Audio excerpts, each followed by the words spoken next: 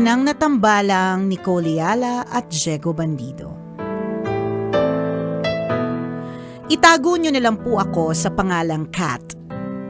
21 years old at third-year college student. Napasulat po ako para maglabas ng pagod. Baka po sakaling mabawasan, hindi man tuluyang mawala. High school pa lang sinabi na po sa akin ng nanay ko na hindi na ako makakapag-kolehiyo. Dalawa na lang po kami sa buhay kaya hindi naman po mahirap intindihin. Kaso sawang-sawa na po ako sa hirap. At alam ko na edukasyon lang ang mag-aangat sa amin sa kahirapan. Kaya naman, ginawa ko po ang lahat para makapag-aral sa kolehiyo. Nagtrabaho po ako para matustusan ang mga pangangailangan ko sa eskwela. Hindi man madali, nagagawan ko naman ng paraan ang pambayad ng tuition fee ko every sem. Minsan nga lang, hindi ko maiwasang mainggit sa kapwa ko estudyante. Yung katrabaho ko na working student din, pinapili ng magulang niya kung mag-aaral ba siya o magtatrabaho. Ang swerte lang niya. Meron siyang choice kung pipiliin niyang kumita ng pera o mag-focus muna sa studies niya. Ang swerte niya kasi may pagkakataon siyang mag-aral lang muna. Pwede niyang maranasan yung pagiging estudyante nang hindi iniisip kung saan siya kukuha ng pambayad ng tuition o pamasahe. Papasok siya ng school nang hindi lupaypay dahil pagod sa trabaho. Pagkatapos ng klase, hindi niya kailangan magmadali dahil may trabaho pa siya. Hindi ko naman po sinisisi ang nanay ko. Masaya naman po ako na napagsasabay ko ang pagtatrabaho at pag-aaral. May mga pagkakataon pa nga na nakakatulong ako sa mga gastusin sa bahay. Pero tao lang din po ako. Napapagod din. May mga gabing naiisip ko kung ano kaya ang pakiramdam ng magkaroon ng pagpipilian. Yung tipong ang tanging problema mo lang ay kung paano makakapasa sa exam at hindi kung sapat pa ba ang pera mo para sa susunod na enrollment. Minsan naiinggit ako sa mga taong may pagkakataong maging estudyante lang. Pero sa kabila po ng lahat, ipinagmamalaki ko din ang sarili ko. Dahil kahit pagod, kahit minsang naiyak sa hirap, hindi ko sinusukuan ang pangarap ko. Hindi man ako mayaman sa pera o sa mga oportunidad, mayaman naman ako sa pangarap at determinasyon. Isama niyo po ako sa panalangin ninyo. 4th year na po kasi ako sa pasukan at sana po makapag-enroll ako ulit. Sana maitawid ko pa. At sana sa wakas, makagraduate na ako. Hindi ko po alam kung kailan magiging madali ang buhay pero umaasa akong darating ang araw kung kailan lahat ng pagod, puyat at sakripisyo ko ay mapapalitan ng kumikinang na tagumpay. Salamat po sa pagbasa ng sulat ko. Napakalaking bagay po. Ang inyong kumikinang na tagapakinig, Kat.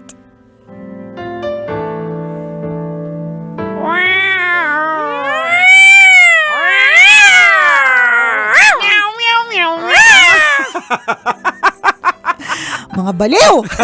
Sa amin ka talaga humingi ng advice, no? Hi, Kat! Hi, Kat! Ayan. Hello sa'yo, Kat. Lagi ko itong sinasabi, dadaloy din ang ginawa. Yes. Ganon, kung magbabase lang kami sa kung paano mo inilahad ang iyong kwento, di ba? So, you are a very determined lady. And kapag ang isang tao ay may pangarap, kapag isang tao ay may determinasyon, coupled with prayer, Yes. 'di ba? I don't see any reason why hindi ka aasenso. Yung dadating ka na sa panahon na malayo pa pero malayo na. Yung pupunta ka sa grocery na hindi mo tinitingnan kung anong presyo. Gusto mo lang talaga yung tsokolating yon. Na kahit wala siya sa listahan ng mga bibilhin, kaya mong bilhin. Dadating din yon, 'di ba? Na kapag ka naiinitan ka, hindi ka magje-jeep that day, Tama. pero sasakay ka sa TNVS. Correct. Ganon. Oo. Ano kasi yan, Kate, sa buhay kasi natin kung minsan, kung ano lang yung sa harap natin, ano lang yung resources natin, yun ang dapat ang panghawakan natin. Muna. Kasi sa like, ngayon. like oo. ako nung nag-graduate ako ng high school, hindi ko alam kung makapagka-college ako eh. So nagkataon lang yung tita ko sinabihan niya, "Oy, may scholarship doon, mag-apply ka." Pumunta ako mag-isa na without knowing na makakapasa ako. So by the grace of God, nakapasa ako, kaya nakapag-college ako. So may mga kasi talaga. So siguro parang you really just have to take each day at a time. Yes. So parang katulad nung sinabi mo na God willing, fourth year ako, makagraduate ako. So, yun na muna yung isipin natin. Yun na muna, yung day-to-day muna natin. So, naitawid mo naman ng mga ilang taon yung mga... nasa fourth year ka na. fourth year ka na. Nandito na Ang tayo sa layo finish na line. Malayo na talaga yun. Saka ganito Kata, pag nasa feeling ka na parang naaawa ka na sa sarili mo, lagi mong isipin na mas may nakakaawa pa sa ilalim mo eh. Diba? Meron. So imagine mo ikaw na itawid mo na pag-aral ka. Paano yung iba na kagaya mo dati na sinabihan ng magulang na huwag ka nang mag-aral. na wala talagang way. Tapos may mga kapatid pa na kinakailangan. Ito in a way, 'di ba? Medyo blessing in disguise. Yung dalawa na lang kayo kasi walang intindihin na iba. Mga ganun ba? Ano talaga sadyang may mga bagay na kapag nakikita natin yung kakulangan, mas nasistress tayo or naiiyak tayo 'di ba? At normal lang 'yun dahil human ka. Naalala ko yung favorite analogy ni Nicole na yung nakasakay sa sasakyan, 'di ba? Nakita niya yung yung nakasakay sa sasakyan. Alin ba? Ang dami ko kasing kwento. Alin doon? Hindi, sabihin na lang, simula tayo sa bisikleta. Sa bisikleta, na naiinggit siya doon sa nakamotor. Tapos yung motor, naiinggit doon sa nakasasakyan. Tapos yung nakasasakyan, naiinggit sa helicopter. Helicopter, so naiinggit sa spaceship. Oo, may spaceship. Yung spaceship. Naiinggit doon sa UFO. Yung UFO. Pero yung UFO naiinggit doon sa nagbibisikleta kasi alien siya.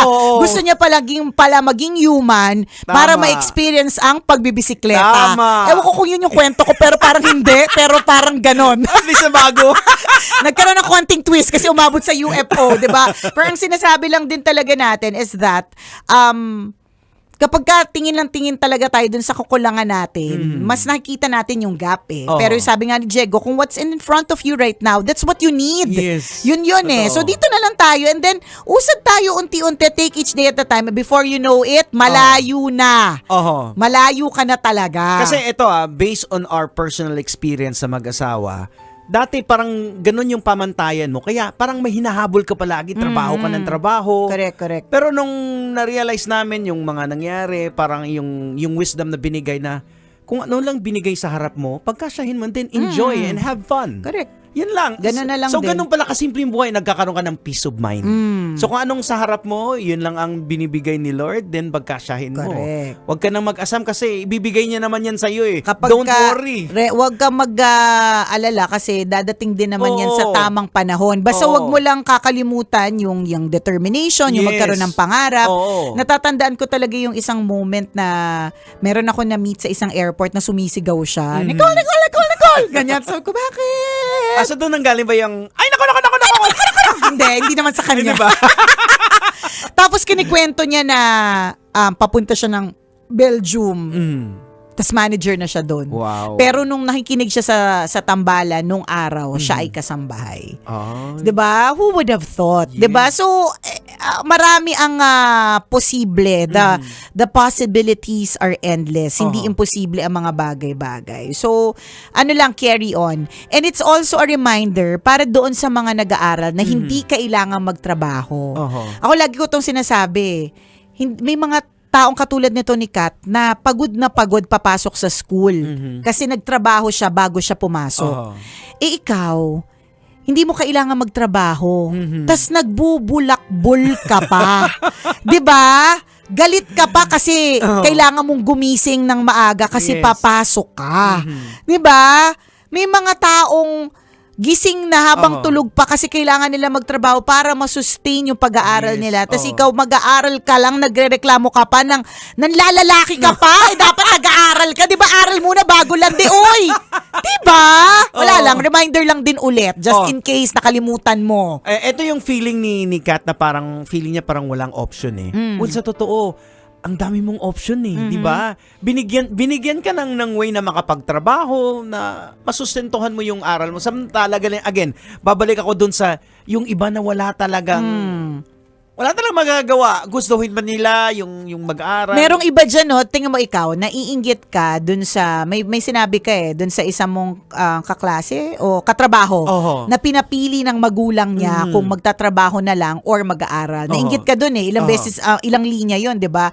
Ang hindi mo alam, meron ding naiinggit sa ilalim mo na, grabe no, ang galing, kaya niya pagsabayin Oo. yung nag-aaral siya at nagtatrabaho at the same Yes. time. Oo. Kasi yung taong yon malamang ay hindi capable to do both. Oho. Ikaw nga capable ko to do both. Ako, Jegs, pagka iniisip ko yung mga working student, alam ko sa sarili ko hindi ko carry eh. Mahirap din Oo, talaga na hindi ko siya eh. talaga kayang gawin. So, to whom much is given as much is expected. So, malaki yung ibinigay sa yung gift Oho. or talents or strengths, 'di ba? Para magawa mong pagsabayin. So, be happy about it. Yes. Pero gets naman natin, Oo. tao lang tayo Oo. na napapagod, Yan. naghahangad ng so much more. Normal yan, Oo. yan. Dadating, your moment will come. Oh, so Your time will, ano yan, come. Kate, pag nakaramdam ka ng medyo ng pagod, pwede rin magpahinga eh. Pwede. Oo. Pwede. Pwede nga, no? At hanapin mo yung happy triggers mo na makakapag-boost ulit ng energy. Dumating sa tamang panahon. Dadating naman yan. Basta ano lang tayo, mabait, Ayan. yan. Patuloy na nagdadasal at nag-work hard, di ba? Dadating yung panahon that you will harvest, Yes. di ba? The fruits of your Oo. labor. At ang kwento mo na susunod na ibabahagi dito is the story of Yan, success. correct. Oo. 'Di ba? Natatandaan nyo ba, Nicole and Diego, Yan, nung ako'y oo. magpo-4th year college, Correct. 'di ba? Oo. Ngayon, 4 years na ako sa US, 4 years na Yan. ako sa Switzerland, mga ganon. Yan Oo. ang wait namin. Abangan niyo Oo. pala Nicole and Diego yung Balikbayan Box. Ayan, 'di ba? Na 4 years kong hindi, 'di ba 4 kasi 4 Oo. na 4 boxes each. Oh, hindi imposible. Tama. Hindi imposible. Imposible, Oh, yan. diba? Hindi imposible. Oh, so tandaan mo to yung episode na to, Kat, babalikan mo Correct, to. true Oh. lalo. Salamat sa iyo, Kat, for sharing your story with us. And laban sa iyong 4th year. Tama. Last year in college. Alright. Exit na muna kami for now. Oh, syempre sa mga gusto po magpadala na kanilang mga kwento, email us at mahiwagangburnaystory@gmail.com. Ako po si Diego Bandito. At ako po si Nicole Yala. Kailangan pa bang i-memorize yan? Basic! Ayan. So, Kath, kaya yan. Kaya yan. Kiniklaim na namin. Correct. Kasi napaka determinado ka eh. Yung strength mo na yan na Nandyan. talagang ilalaban mo, napapagod ka lang talaga. Lahat True. naman tayo napapagod. At normal lang mapagod. Oo. Kahit sino naman. Kahit nga, Kat, ito na lang. Napapagod ka kasi hirap ka talaga. Yung mga mayaman sila, napapagod din sila. Oo. Para-paras lang yung pagod. Ayan. Pero yun nga. Kaya nga ang gusto nating i-achieve is yung magkaroon ng comfortable life. Kasi at least pag napagod ka, ang happy trigger mo, travel. Ayan, Di ba? tama. Iba kasi Oo. pagka medyo hirap pa, pag Oo. napagod, wala mo ng choice, Oo. di ba? At least, ganon, yun yung goals. Dadating din yan. Oo, basta- Dadaloy din ang ginhawa. Oo, basta yung maging default ng utak natin, pag napapagod na tayo, isipin natin na sa ilalim natin, may mas matindi pa yung nararanasan. Pero kinakaya. Oo, pero nilalaban. Ganon din. Pag sa ilalim din, may ganon eh. Binibigay naman, customize lahat-lahat sa Oo. atin eh, ng Panginoon eh. Binibigay eh. So, laban lang. Oo, laban lang. Salamat, Kaya yan. Kat. O Alright. siya. Bye, Bye, everyone.